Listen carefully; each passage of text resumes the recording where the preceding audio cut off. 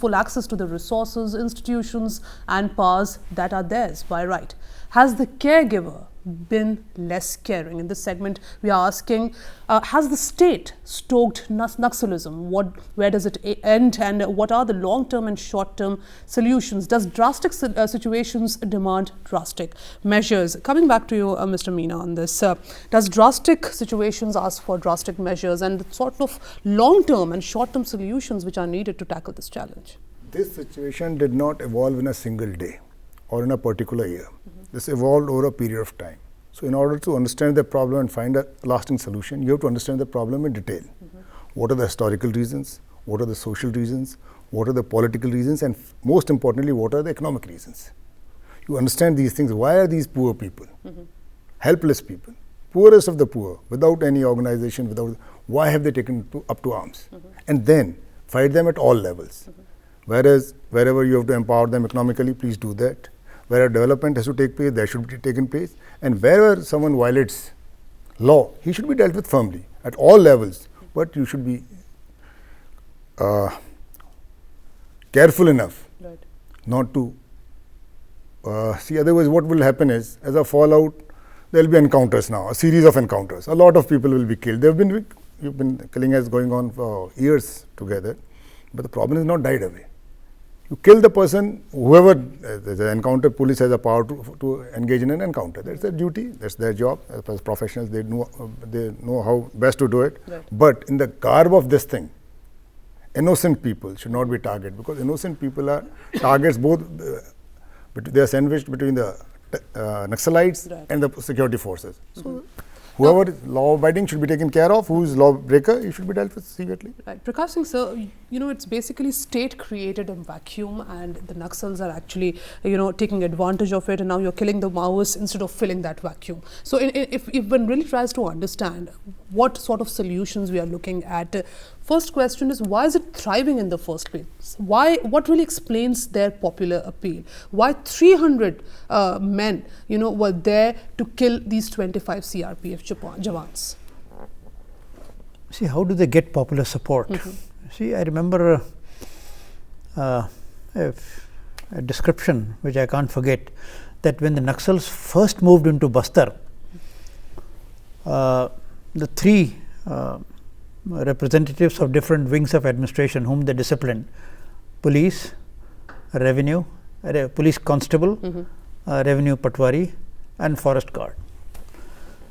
All the three wings were oppressing the villagers. And when they first moved, I'm talking of the very early stages of the movement, they would make a constable come before an assembly of people and make him sort of do kaan pakad ke uthak baithak, and that all right, apologize for whatever he had done in the past. Similarly, the forest guard and the revenue officer also, they were all chastised in full public view for their misdeeds. So they said, these people were harassing us for so many years. We went to their superior officers, we went to the judiciary, there was no redress of our grievances. Here come the Naxals, and in one day they have brought some semblance of order. So they said, well, they are the people whom we should go to. Then they established popular courts, where some kind of kangaroo justice was given. But just kangaroo justice in the sense that sometimes, to give you an extreme example, they would pronounce a judgment, isko change chota kar do, which meant behead him. So all this was brutal. But is it still true? Because we have heard cases of extortion also from these tribal people. No, and then I'm not saying that all this is justified, but the point is, when these things were done, people who had suffered at their hands and who felt that there is no redress of their grievances, they said, all right, ye to theek hai, kam se kam ab to we are getting the oppressors, the tyrants, the extortionists, they are being set right. They are being put in their proper place. So that is how they were attracted to the Naxals. Or say, for example, take the case of a villager whose land has been taken away. Mind you, land alienation is a huge problem, and that this has been identified and acknowledged by the Planning Commission itself. There was a committee appointed by the Planning Commission, a group of experts who went into the question of land alienation. And one paragraph which I can't forget, I'm quoting from memory, He said the peasants have a feeling of exhaustion. They go to the subdivisional magistrate, they go to the superintendent of police, they go to the district magistrate, and there is nobody to address their grievances. There is a feeling of exhaustion that this system is not going to listen to their grievances. So, I mean, that is the kind of exhaustion and frustration which the tribals felt because their land was taken away. And the Naxals have actually capitalized on the exhaustion now that once your land has been taken away, now what do you do for a living? You have no job, you have no land. At that stage, the Naxal comes, he says, look, don't worry, I will give you 5,000 per month and take this gun. Now, suddenly he finds that he has acquired a status. Right. He goes to a village, he is offered food, he is offered shelter, everything for free. And on top of that, Naxals promise him 5,000 per month. So, this is how the Naxal ranks swelled. People who were unemployed, who had nowhere to go and who had been dislodged, dispossessed and displaced by the government. My question is, sir, that has this scenario changed? Like former Home Minister, Mr. Chidambaram said that Naxalites are nothing but a bunch of bandits, not motivated by ideology. So, will you really agree with this characterization of Naxalites? He also said that if the Naxalites if they accuse elected governments of capitalism, land grabbing, displacing tribal people, what prevents them from winning power through elections and reversing current policies? So that was an open challenge in terms of entering electoral politics, the way we have seen the case of Nepali Maoists. But the question is, do you see that the ideology is somewhere not there, and the sort of support, popular appeal, is this now more or less through fear? You're supporting a particular group primarily because you fear that you fear loss of life, or is this primarily through ideology? They are still there because there have been reports of extortion, land grabbing also from Naxals. You see, if you take a historical overview, I mean, I have followed this movement for the last 50 years somehow. The early generation of Naxals, they were really ideologically committed, and they were people whom you cannot but adore. There was a Vempatapu Satyanarayana who fought for the rights of tribals. He was hero worshipped by the people because he gave them justice. He saw to it that their wages were increased. He saw to it that there was no harassment of those people. Then there was one Patnaik who was a lawyer. Right. He was a man of very high principles. He was sentenced to death in the Parvatipuram conspiracy case, I think. People went to him that please sign we have prepared a mercy petition, please sign it. He refused to sign the mercy petition. He said, no, I do not apologize for my actions. I am a man of conviction. All his life he had fought the cases of poor people. But that was the early generation of Naxals. Right. The present generation of Naxals would probably justify Chidambaram's description that quite a large number of them are bandits, they are ideologically not committed, and for them it is just a question of capturing state power with ulterior political objectives. Right. So with ulterior political objectives, just a matter of capturing state power and keeping themselves relevant also, because the present Home Minister says they are being extremely frustrated, and that's the reason that we have seen the series of attacks. His comments came after the last attack that happened in March, again in the Sukma district. But where does it really end when we look at the strategy, the long-term and short-term solutions? Do you think having armed militias like Salwa Judum can actually solve the problem? Though we have there was very, very strong reaction against Salwa Judum, but was that the right step? See, firstly, we have to see militarily as we speak that how is the offensive planned. One, we have to look into the little thing of the CRPF. Are they rotating the boys enough? How long is the tenure? See, in a counterinsurgency operations, when you go there, your life hangs by a thread. The boys who move in there. How long is their tenure? Is it just 6 months, 1 year, 2 years? Like, for example, I'll give the example of the Indian Army. They use boys in the RR, Rashtriya Rifles in Jammu Kashmir, for 2 years, pull them out, and they go back again 5-6 years later, or may not go back. Is the CRPF doing the same thing? They are very well trained. Militarily, we are doing well. Right. It's on ascendancy. But as early as January this year, there was a clear indication that the Maoists or the Naxals are on a back foot, and they will try to do something spectacular. And they did it in March, and did it again today on a larger scale, a bit larger scale. Now, this indicates a kind of frustration on the part of the Naxals that this is a kind of a showpiece kind of attack. Their hold is diminishing, that's a fact. Their control over areas is diminishing. CRPF is gaining ground slowly. And also the development initiative which comes in by way of roads, BSNL towers, and I am again talking about the canteens. CRPF has opened canteens in these small areas where people can buy the daily needs. Yes, it has improved the local population interface with the CRPF, but again, the police has to start stepping in now.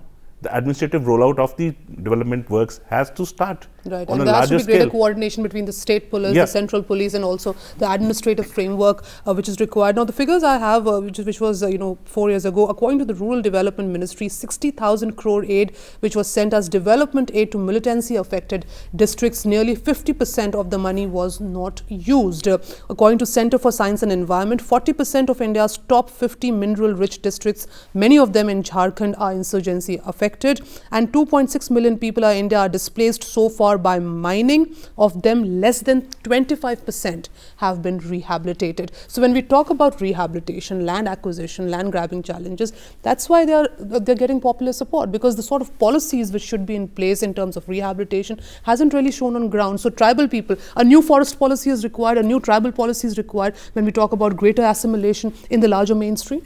Right, ma'am, these two small states of Jharkhand and Chhattisgarh.